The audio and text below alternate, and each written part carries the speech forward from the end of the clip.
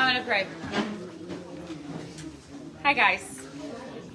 So tonight, Rachel will be sharing her testimony with us. And so I wanted to take a second and pray for her as a church. So we're going to do that first. Dear Lord, just thank you for Rachel, and I pray that you would give her peace, Lord. I thank you for her unshakable faith, Lord, and her love for you. And I just pray that you would be with her tonight as she shares her story, Lord. And just thank you for loving us and never leaving us. In Jesus' name, amen. Amen. I don't even know how I met you. How did I meet you? Here. I think so. Okay, anyway, I met Rachel probably a couple years ago, and we've kept in contact, and she's got an amazing story, and I'm going to let her do the rest of the talking, but it's going to be amazing. So, love you. You're going to do great. Mm-hmm. Okay. All right. Well, my name is Rachel.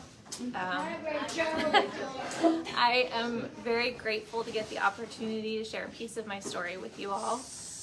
Very nervous. I don't talk in front of people, but I'm grateful. But before I jump into my story, I just wanted to share with you guys something that I actually read this morning in my devotional that was very fitting. And for me, it kind of sums up the essence of my story and what I hope that you hear out of it. And it said, you may not get the miracle that you ask for, but you always get the miracle that you need. God is with you. And that is the greatest miracle of all. He is here with you, with us, by our sides, holding us close all along. We always get a miracle because we always get God with us. His presence is always the miracle and the one that we need most of all. And that's what God has been for my family, is God with us. So, that being said, I was born December 5th, 1985, to my two amazing parents. I am the youngest of three girls, and I was raised in a strong, stable Christian home. Our life was very much what I would call normal growing up. I had a stay-at-home mom, I was homeschooled until I was in high school, and I loved every minute of it. My mother's faith in particular is such a part of who I have become, and I am so thankful that she was home with us every day, and I was able to see her walk in it daily. My parents both taught me a practical, day-to-day faith that I will always be so grateful for, and that has helped me to be able to say that I have walked with God for all of my life. My parents were very active in our church and in their own faith in God, and I grew up with that being our normal. When I was 5 years old, I made a personal decision that I wanted Jesus to be part of my life and to have my own relationship with him. I was baptized in my home church in Winfield, Missouri, and I've never had a moment that I've doubted how real that decision was to me. Overall, life was good, and I continued to walk and grow in my faith. When I was about 15 years old, I suddenly became very ill.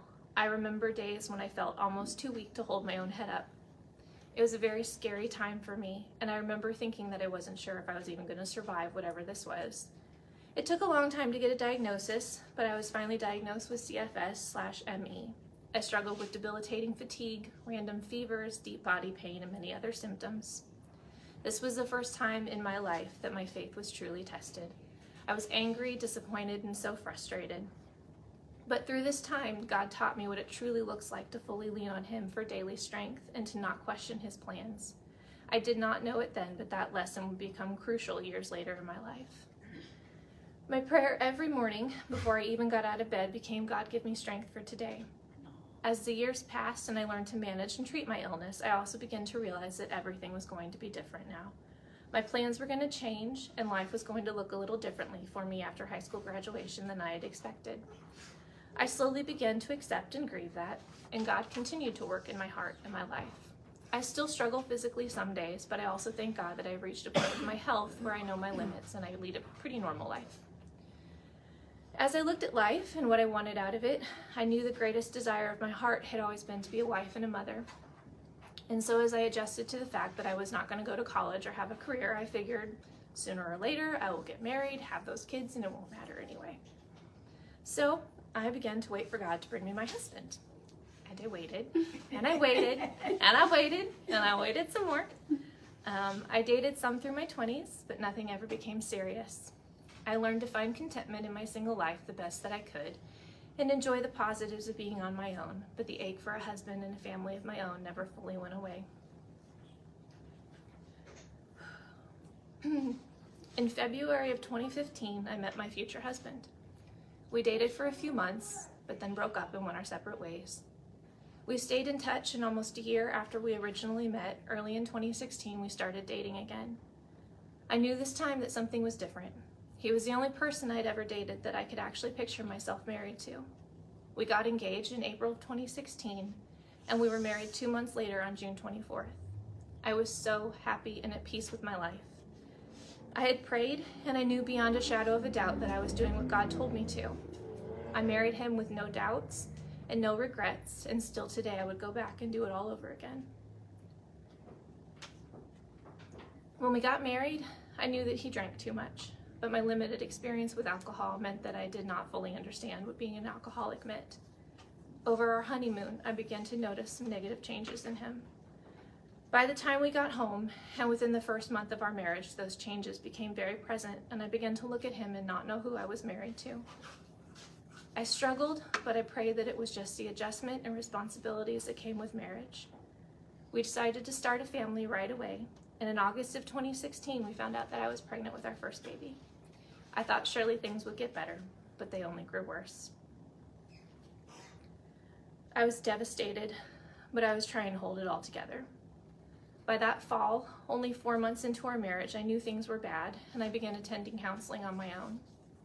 It was there that I finally started to accept that I was in an extremely verbally, emotionally, and mentally abusive marriage. Slowly, I began to open up to my mom and a few trusted friends about the state of our marriage. Admitting you were in an abusive relationship is not an easy thing to do. Those first months had many ups and downs. It was either really good or really bad. There seemed to be no middle ground. The hard thing about abuse is that it's not all bad. You can have some amazing moments between the bad ones.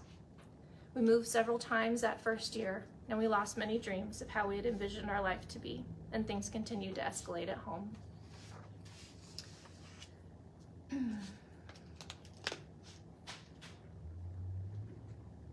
In December of 2016, he lost his job, and he continued to sink deeper into alcohol.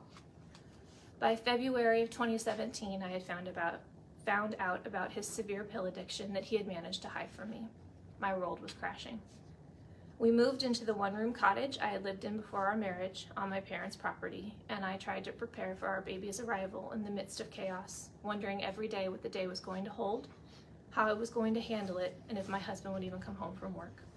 His threats to leave had begun early in our marriage, and even though things were tough, I lived in fear that he just wouldn't come home one day. On April 11th, 2017, my precious, perfect Eli Noah was born. He was, and he still is my angel. He was my saving grace, and he's one of the brightest stars of joy in my life. My Eli is the happiest, most loving child I have ever known. That boy has a strength and a joy that only comes from God. His little life has known so much chaos and pain, and yet he only radiates love and sunshine. My life quickly became about protecting him the best that I could. I spent hours with my hands stretched out over his crib, or holding him close in the rocking chair, praying that he would be protected from the chaos that surrounded him, and that God would sustain that spirit of peace and joy that he had so naturally been born with. And how thankful I am that God did, and he has. When Eli was 6 months old, in October of 2017, we moved to a duplex in Eolia. This move would start the darkest part of our marriage. My husband sank further and further into his addiction, and I was now 30 miles from my family, often left without a car or money to leave the house. I had to be extremely careful with the conversations and texts I had with my support system, as my phone was often taken and gone through. My daily support felt ripped away, and as he sank deeper into addiction, I spent the days wrestling with God on what to do. I prayed deeper and more desperately than I ever have in my life. I remember moments in time when I could not find peace anywhere that I turned, and I couldn't find any place that felt safe. There were nights that I remember laying with my Bible open on my chest, or sitting in my lap with my hand on it, because it was the only way that I could find just a little bit of peace. I was at a loss, I was terrified for my husband. I was terrified for myself and my child. And I was so beat down that I didn't know how to face all of it. I began to desperately pray for God to intervene. Looking back, I can see how God answered me, heard me, and protected me, but allowed a very dark night in our home that forced the situation. And I left with our son right before Christmas of 2017, only a year and a half into our marriage. There are moments that you will never forget, and that night was one of those for me. But one of the things that I will never forget is calling my parents. I had needed to activate an emergency alert that I had set up to reach them if I needed the police called, and so I knew that they knew the situation was bad. I remember being in my car, and I pulled down the lane we lived on until I got far enough away from the house that I felt safe. And then I just remember picking up my phone and calling my parents and saying, "Where are you?" Because I knew, beyond a shadow of a doubt, that they had gotten in their car, driven those 30 miles in the middle of the night without being asked, and were close. Their answer was, "We're right here." I looked up and I saw their car at the end of our lane, and I fell apart. I will never forget my dad getting out of the car, hugging him, and how safe and loved I felt right at that moment. And I can't help but always think of how that's what God is for us. We have to know and remember that God is right there. And when we have called on him, and even when we don't, he's there no matter what. He knows. And just like I didn't have to ask my parents to come, I just knew they would be there. In the same way I know that God is there, and how much more even God is there. And all we have to do is lay down our control, lay down our power, and lay down our fears. Say, "God, where are you?" And he's going to say, "Turn around, I'm right here, and I've got you." And in that moment, we can just fall into his arms, just like I fell into my parents. That moment and that lesson is something I will never forget, and it's one of the most beautiful gifts and the most beautiful lessons. Fast forward a few months. In February of 2018, my husband and I separately began to attend Celebrate Recovery, me for the abuse and pain of my marriage, and he for his addiction. I began to see a real and genuine change in him. We started to spend more time together, work on our marriage, and in June of 2018, I officially moved back in with him. We were attending church and CR together weekly as a family. I saw him seek after God, and I began to see the man that I married, the man that God created, coming back bit by bit. Things still weren't easy at home, and he never stopped struggling with the abuse, but I began to see improvement and longer periods of time between outbursts, and a desire from him to overcome. I thought we were going to be fine. And I thought that I had gotten our miracle as a family, and that God was restoring our marriage and finally bringing about his plan for our lives. And I believe that God was. However, we all still have free will, and it takes everyone choosing God's way for everything to fall into place. We decided to expand our family, and in September of 2018, we found out we were expecting again. I believe that this child is so much of the reason that God brought us back together. We found out our baby was a little girl, and I couldn't believe it. I asked the doctor every time I went in and had an ultrasound if it was still a girl. She was, it was. Over the next few months, things began to shift at home for the worst again. I began to see extreme signs of negative change in my husband, and I saw him crashing downhill, but I couldn't find any concrete reason for why, even though I had my suspicions. I pored over my Bible those months in prayers for our family. I began to read and see the Psalms in ways that I had not before. I saw David crying out to God and telling him that it was time to act, and I began to feel a voice in my heart telling me that this was how I needed to start praying. I started to fill the margins of my Bible with prayers and tears, strong prayers for my family, and I began to tell God that it was time. It was time for him to act, and I was going to submit to that. It was time for him to truly become mine and my children's fortress, protection, and safety. Psalm 117, 13 through 14. I was pushed back and about to fall, but the Lord helped me. The Lord is my strength and my defense. Enter the next lesson that God taught me. When we pray in confidence and strength, he will answer us if we truly submit to him. However, we have to know that it may not look like the answer we think it will. In March of 2019, I attended my step study one night. I finally confided in my sister Zara how bad things had gotten at home.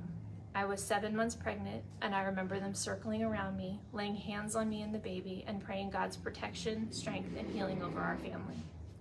I was convinced that meant I was going to go home, I was going to fight the spiritual fight, and that my family was going to be okay. But God had other ways of answering those prayers for safety. I went home that night to find an extremely agitated, irrational, and angry husband. It was the longest night of my life, and it ended with him telling me to take our son and get out. I believe that God had again taken the decision out of my hands on whether to stay or go because I could not do it. Those next months were dark and a nightmare. I was barely functioning many days. The mix of grief, a difficult pregnancy, and trauma were overwhelming. But God remained faithful. My CR family, close friends, church, and my parents stood by me. And on May 14th, 2019, my beautiful, healthy, world-changing daughter was born. My Amelia Faye. She entered this world in her own way, and she lives every day with passion, strength, and beauty.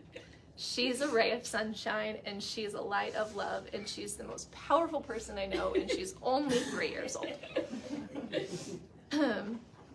She is every characteristic and personality trait that I loved in her father, and then some. And that's a beautiful gift. Every good and perfect gift is from above. James 1:17. My children are the redemption of what God called our family to when I married their father. I believe that God has a plan and a purpose for all of us, and nothing is going to get in the way of that, even if it is just the 3 of us walking in that light and path. I filed for a legal separation in May of 2019, hoping to give him time to make changes and maybe a chance for our marriage with the protection that the children and I needed in place. My husband responded with divorce. The next 18 months were a legal battle that was pure hell. I fought for full custody with a broken heart as I saw their father's failing mental health and addiction once again become the predominant part of his life, with no indication of him changing or receiving help. There are many times that I believe God protected our very lives, and I think that I would not be here anymore if it wasn't for his safety and his armies of angels. You are my refuge and my shield. I have put my hope in your word. Away from me, you evildoers, that I may keep the commands of my God. Sustain me, my God, according to your promise, and I will live. Uphold me, and I will be delivered. Psalm 119, 114 through 117. Because she loves me, says the Lord, I will rescue her. I will protect her, for she acknowledges my name. She will call on me, and I will answer her. I will be with her in trouble. I will deliver her. Psalm 91, 14 through 15. On October 16th, 2020, that legal battle finally came to an end. My husband signed over custody of our children, moved away, and our divorce was finalized. While the moment the judge declared our marriage over broke my heart, I knew that we were only free because of what God had done. I knew that I only had my children safe with me because of what God had done, because I had called on him and chosen to hide behind him and let him fight for us. He will cover you with his feathers, and under his wings you will find refuge. Psalm 91:4. The Lord will fight for you. You need only to be still. Exodus 14:14. That has become my family's life verse. Oh, God taught me to hide behind him through those last years of our marriage.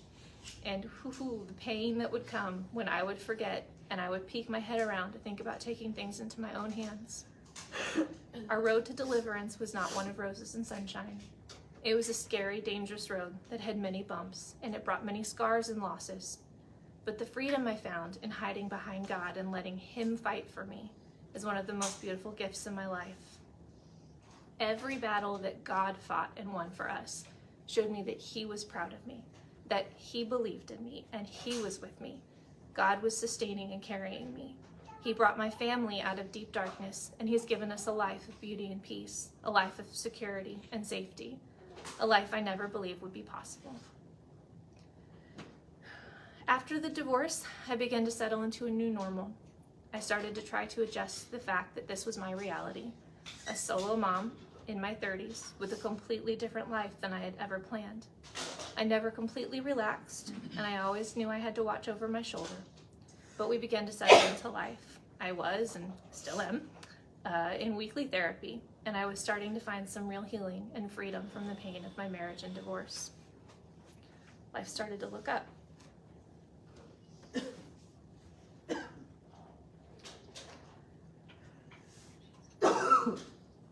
January 21st, 2021.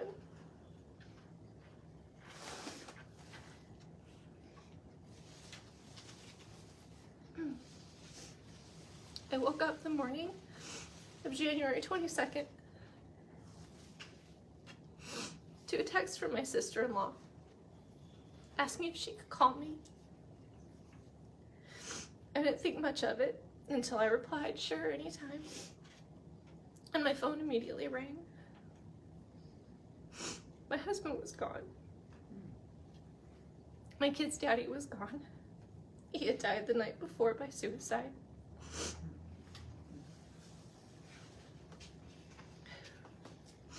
I remember sinking onto my couch, and the tears came fast and hard. This was a phone call that I was terrified of, and the phone call that I knew was probably coming someday.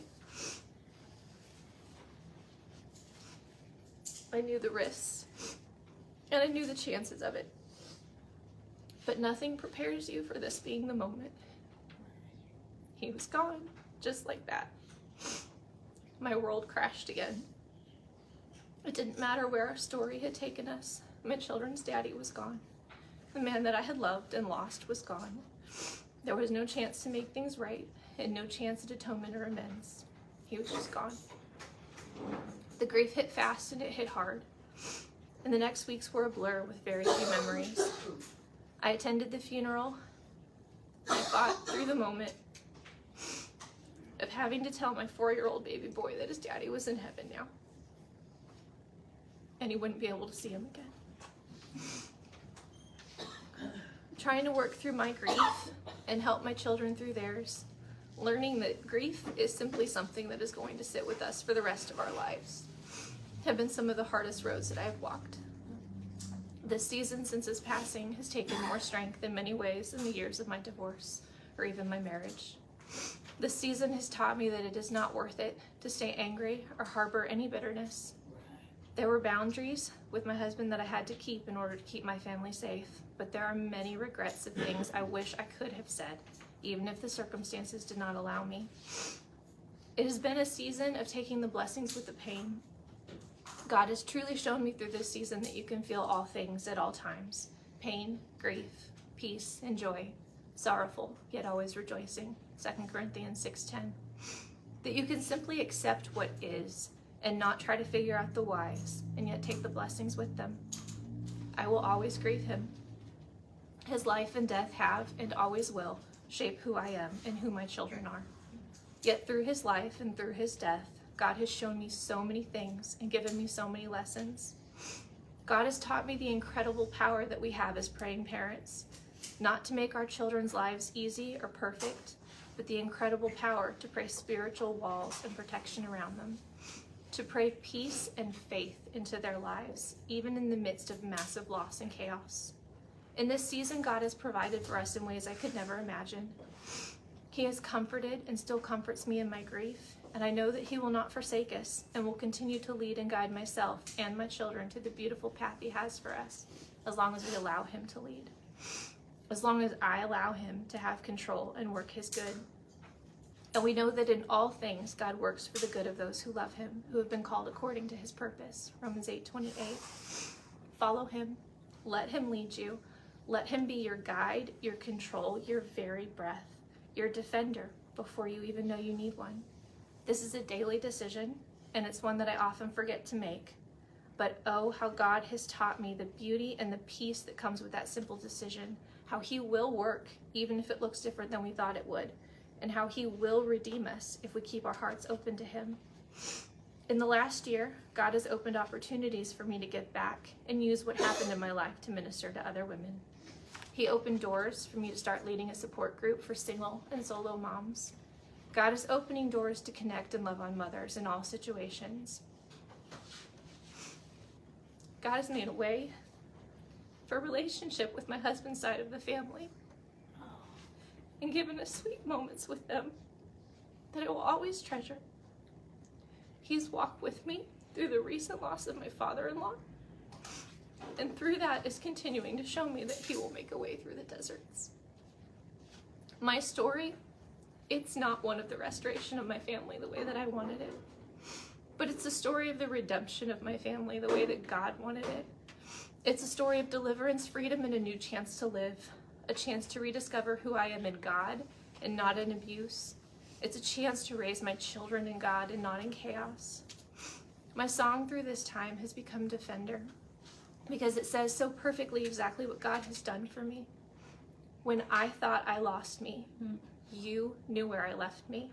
You reintroduced me to your love. You picked up all my pieces and put me back together. You were the defender of my heart. I know that every step and every experience I have had and continue to have in this journey has allowed me a broad spectrum to feel compassion and connection with others that I never would have known. It's grown my faith in ways I never could imagine. Lamentations 3:41. I called on your name, Lord, from the depths of the pit. You heard my plea. Do not close your ears to my cry for relief. You came near when I called you, and you said, do not fear. You, Lord, took up my case. You redeemed my life. God heard me at my lowest. In the deepest depth of my pain, he lifted me out. He took up my case, and he fought for me. He came near. Never forget how near he is, no matter how hopeless you feel or how dark it is. Never forget that all you need to do is simply call on him, and he will tell you, I am right here. I pray a blessing with my children, Aaron's blessing found in Numbers 6:24 through 26 every night when I put them to bed, because I pray that it will fill their minds and mine with the reminder of the God we serve. I want to leave you with that blessing. I chose the Amplified version because I love the beautiful picture that it paints. The Lord bless you and keep you, protect you, sustain you, and guard you. The Lord make his face shine upon you with favor and be gracious to you, surrounding you with loving kindness. The Lord lift up his countenance, his face upon you with divine approval, and give you peace, a tranquil heart, and